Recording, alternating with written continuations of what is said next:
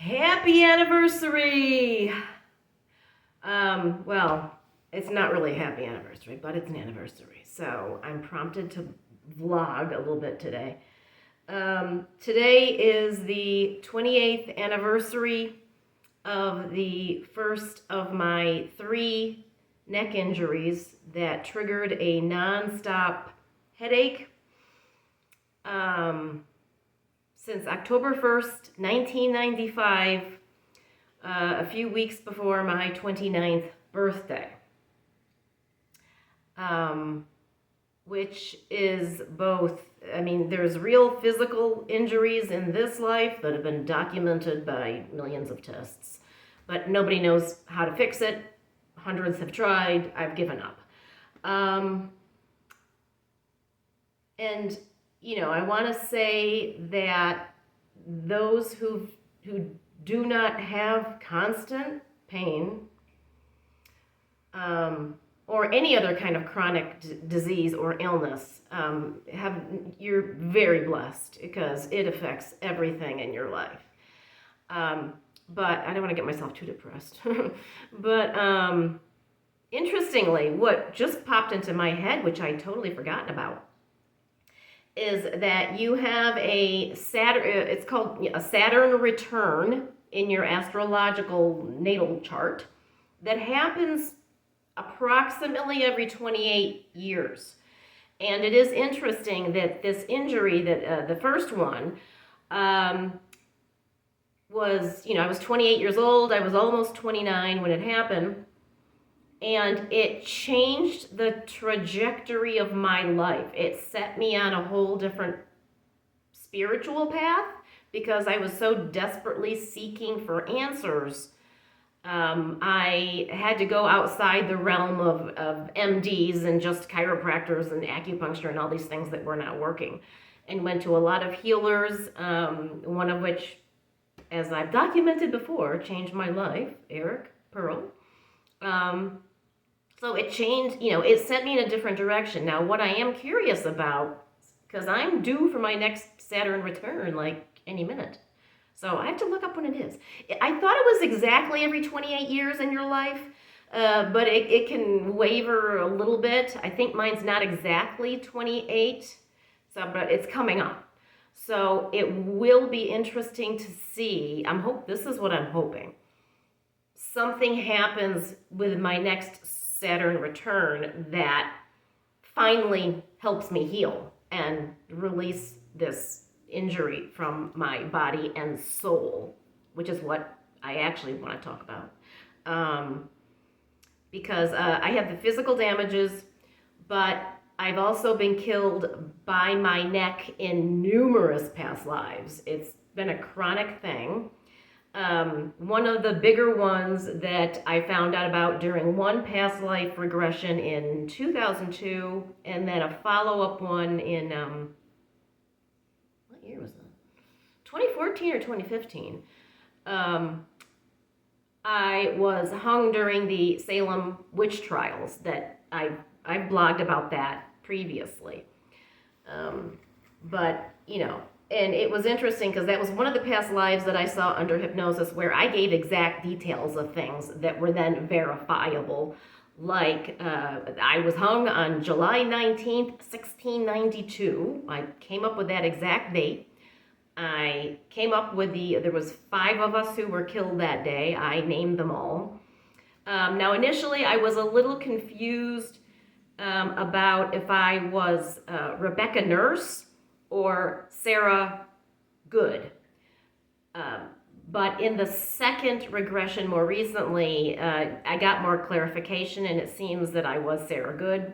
When I learned more about her life, it totally made sense for some likes and dislikes that I've had in this life, because she was an outcast. She was a poor person, so she would beg door to door. And basically, she was an outcast. I was not popular in town, which is also why she was a good victim for them to blame doing witchcraft and then kill, blah blah blah. But so there was that life. I was beheaded, honestly, deservedly so. I was not a good person in the life that I was beheaded for. I won't go into details, but it was bad. I was strangled during a jealous rage by a husband who I was pregnant. He thought I had cheated on him and that the baby was not his, and killed me in a strangled me in a jealous rage. Which also explains some other weird phobias I've had in mind since I was a kid. All this is very interesting, and that's why I want to talk about it, is our likes and dislikes that you've just always had, and you can't really logically explain why you are fearful of certain things or not, are very often past life. I do increasingly believe in cellular memory. Frustratingly, I have, through regression, I have tried to release the trauma from my cells and soul, but I have not been able to succeed yet, which is why I'm still in pain with a nonstop brain-crushing headache every day for 28 years. And it's interesting that I've gotten re-injured numerous times, so it's like spirit is literally whacking me in the head, going, "You're not getting something. You're not getting. What am I not getting?" And then so what? I'll go back to the past life. What past lives? The neck. Wait, I was strangled, beheaded, hung. During one of my 2 Native American past lives, when I was a Mescalero Apache, I was killed on my horse. A spear hit me in the back of the neck, knocked me off my horse, killed me. But then there were other deaths. I died in childbirth in one life. Now, the kind of a cool one is when I was a Tibetan monk or a major teacher, and with that life, there was some sad aspects to that life too. There's a lot of sad aspects to my life.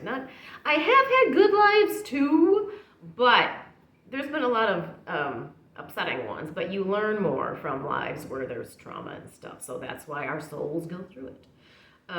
But anyway, in that life, interestingly, when I was regressed and saw it, I actually clearly remembered the dying process, because it was actually very peaceful. I knew that I was very elderly, and I knew I was dying. And I remember meditating on the bardo. I'm getting a little spirit hit with that one. And then just peacefully passed away. So that was one of my better deaths. But I think a lot of people with chronic health problems where, nothing has been working and all that. And yes, there can be current life trauma, emotional things that you need to work through and release in order to heal. But there can also be past life stuff.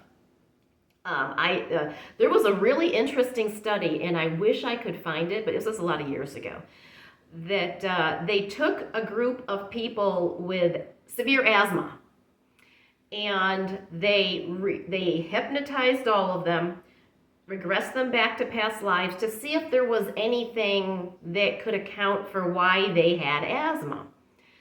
And a huge percent of the people, I want to say at least 85%, had prior past lives where they had drowned. And even more interesting, if the hypnotherapist was able to properly get them to release that trauma under hypnosis, a lot of the people suddenly had no more asthma. It was gone. So, and then I've heard stories too of people who had birthmarks where they get regressed and find out that the spot on their body where their birthmark was where they were killed, shot or stabbed in some prior life. I actually have a good sized birthmark on the back of one of my thighs that I'm suspicious about, but I don't know. But so I think everybody should do past life regression, even if your life is fabulous and you've got no problems. I highly recommend it. It's really valuable. You learn so much about your purpose, your soul's trajectory through various lives as you learn from one and then make different choices in the following life. Sometimes you are able to heal a physical problem. Definitely can heal emotional problems through past life work.